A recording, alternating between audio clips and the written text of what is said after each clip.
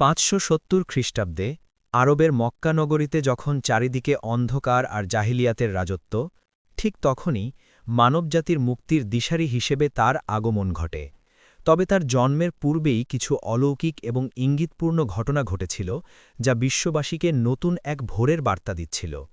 তার জন্মের মাত্র কয়েক মাস আগে ইয়েমেনের শাসক আব্রাহা যখন এক বিশাল হস্তিবাহিনী নিয়ে পবিত্র কাবাঘর ধ্বংস করতে উদ্যত হয়, তখন মহান আল্লাহ ক্ষুদ্র আবাবিল পাখির মাধ্যমে সেই শক্তিশালী বাহিনীকে ধ্বংস করে দেন।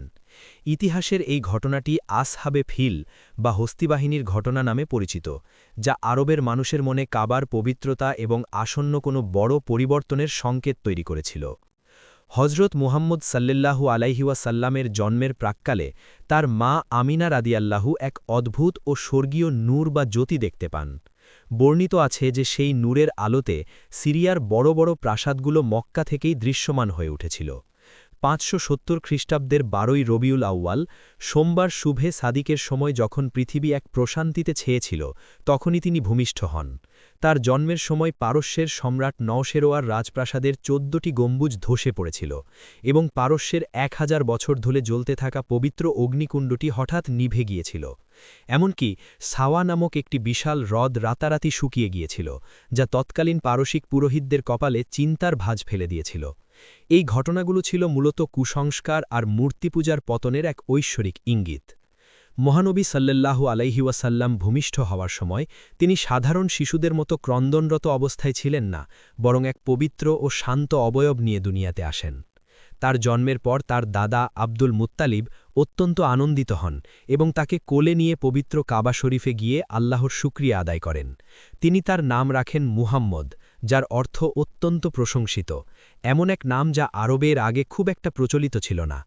তার জন্মের পূর্বেই পিতা আবদুল্লাহ ইন্তেকাল করেছিলেন, ফলে তিনি ছিলেন এক এতিম শিশু। জন্মের পর আরবের তৎকালীন প্রথা অনুযায়ী তাকে লালন পালনের জন্য বনু সাদ গোত্রের ধাত্রী হালিমার কাছে সোপর্দ করা হয়। বিবি হালিমা যখন এই শিশুকে গ্রহণ করেন, তখন তার অভাবী সংসারে অভাবনীয় বরকত বা সমৃদ্ধি নেমে আসে। তার শুকিয়ে যাওয়া পশুর ওলান দুধে ভরে যায় এবং উটগুলো সতেজ হয়ে ওঠে। শৈশবের এই সময়টি ছিল অত্যন্ত পবিত্র। বিবি হালিমার ঘরে থাকাকালীনই ফেরেস্তাদের মাধ্যমে তার শাক্যে সদর বা বক্ষ বিদারণের ঘটনা ঘটেছিল, যার মাধ্যমে তার অন্তরকে যাবতীয় পার্থিব পঙ্কিলতা থেকে মুক্ত করে নূর ও হিকমতে পূর্ণ করা হয়। তার জন্মের এই পুরো সময়কালটি ছিল অলৌকিকতা আর শান্তিতে ঘেরা, যা প্রমাণ করছিল যে তিনি কেবল একজন সাধারণ মানুষ নন, বরং জগৎসমূহের জন্য রহমত হিসেবে প্রেরিত হয়েছেন।